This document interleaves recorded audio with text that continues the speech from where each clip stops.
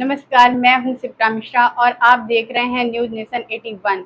चलिए रुक कर लेते हैं आज खबर मध्य प्रदेश के गुना से है, जहां श्री प्रभात झा ने कहा कि जन आशीर्वाद यात्राओं के माध्यम से हम प्रदेश के 51 जिलों के 210 विधानसभाओं तक पहुंचे और 25 लाख से अधिक मतदाताओं से सीधा संवाद किया।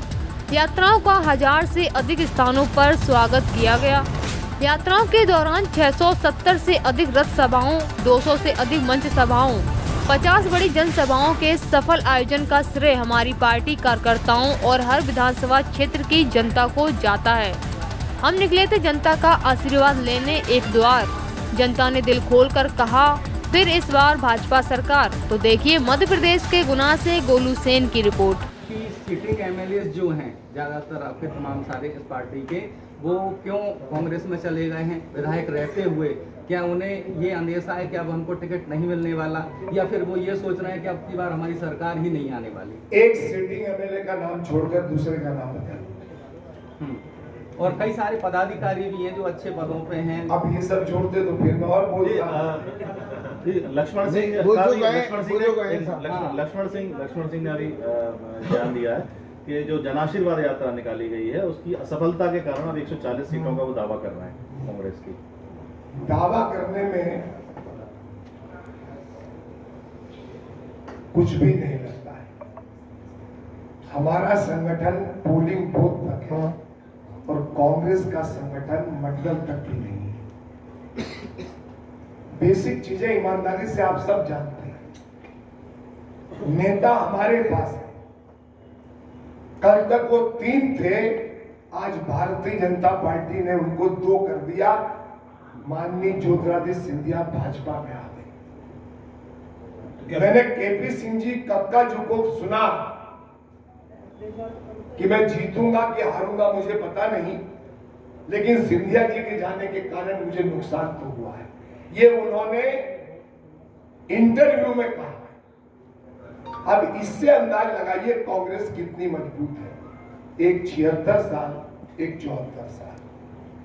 बाकी मैं भविष्यवक्ता तो हूं नहीं, लेकिन संगठन के और कार्यकर्ता की ताकत पर भारत में एक ही पार्टी है, इवन सीपीएम, वृंदाकारन कारक और प्रकाश कारक पति पत्नी की पार्टी हो गई है।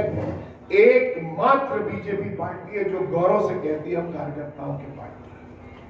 धर्मेंद्र सिकरवार जी को पता नहीं था कि वो अध्यक्ष बन जाए, और हम अभी नहीं कह सकते कि जगत जी के बाद कौन बनेगा, लेकिन स्टीयरिंग पर खड़गे साहब बैठे हैं, चला कौन रहा है। इसलिए इस पार्टी की जीवंतता को कोई चुनौती नहीं दे सकता। चांचोड़ा से साहब विधायक ममता मीना का टिकट कटा, उन्होंने आप पार्टी ज्वाइन कर ली। अब चांचोड़ा का चुनाव को कैसे लेंगे आप प्रभावित करेंगे? भारतीय जनता पार्टी का कार्यकर्ता नेता के पीछे नहीं होता है। नेता को गलतफहमी रहती है कि मेरे पीछे है।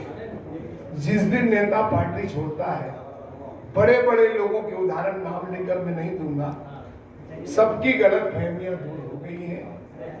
पार्टी से बढ़कर कोई भी नेता नहीं है। माननीय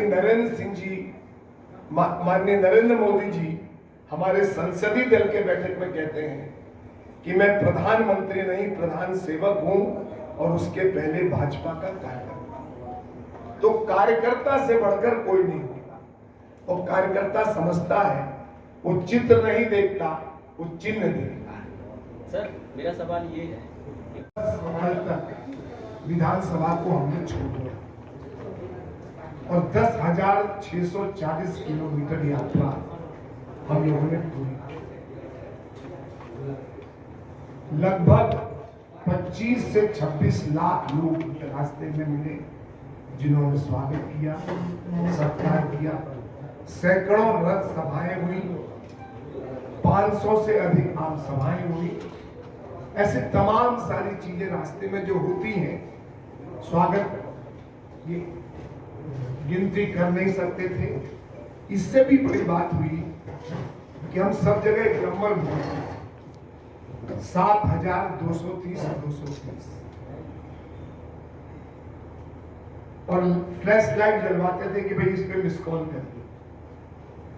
और 14 लाख से ऊपर सदस्य हमारे इस पांचों यात्रा में नए सदस्य बने। ये अपने आप में ऐतिहासिक चीज है। अब 25 तारीख को कार्यकर्ता महाकुंभ हो रहा है, जनता भी आएगी, कार्यकर्ता भी आएगी। जमहूरी मैदान आप सबको याद होगा, हम सब के लिए सुहाता भी है, हमारा लिए भाग्यशाली भी है। हम हर बार वहां कार्यक्रम करते हैं और सफलता की सीढ़ी चढ़ते हैं। इस बार सौभाग्य से प्रधानमंत्री जी आ रहे हैं।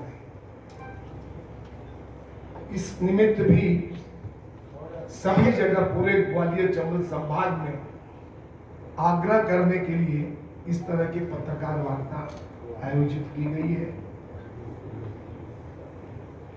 और सभी कार्यकर्ताओं से, सभी समर्थकों से निवेदन किया जा रहा है कि वे भोपाल पहुंचे। इसमें संख्या दी गई है 10 लाख लोग और ये अपने आप में अब तक का 30 साल में पहला रिकॉर्ड होगा जब भोपाल में 10 लाख लोग आएंगे। मैदान के बाहर भी होंगे और शहर में भी होंगे। ऐसी व्यवस्था भी की गई है कि जगह जगह क्या लगाते हैं आजकल, LED, वो भी लगाया जाएगा जहां जो मैदान पर नहीं पहुंच पाएंगे। और जीत का शंखनाद और जीतने का मंत्र माननीय प्रधानमंत्री जी देंगे। मुझे इतना ही कहना है, बाकी आपके सवाल और मेरा उत्तर जो भी होगा, जितना मैं समर्थ हूं उतना दूंगा। अर्थों का अनर्थ मत आपको बता के आप जब थे और संभाल रहे थे पिछली बार, तो साहब बड़ा सबकी अच्छी पोजीशन थी। अब यहाँ भाजपा के लोगों की पोजीशन बहुत खराब हो सकता है।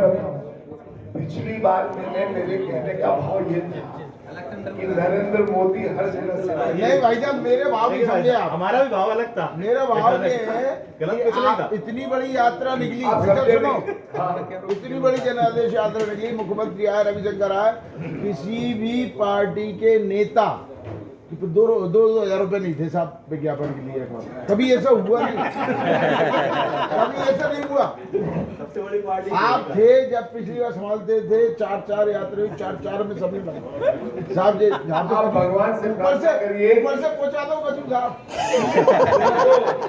आप भगवान से प्रार्थना करो कि प्रदेश का अध्यक्ष और राष्ट्रीय अध्यक्ष, सुनो दो, मंत्री जी ने, अरे सुनो तो, फिर से मुझे मीडिया प्रभारी, हाँ मीडिया पर आदरणीय भाई। काफी पूरे इंडिया भर में कौन बात हुई है, और बैठे आखिरी सवाल है इसका उत्तर। अच्छा ठीक है, मैं तो वैसे ही ये प्रश्न नहीं है, एक साधारण सी बात आपसे पूछ रहा हूँ। राहुल जी के साथ दून स्कूल में सिंधिया जी पढ़ते थे।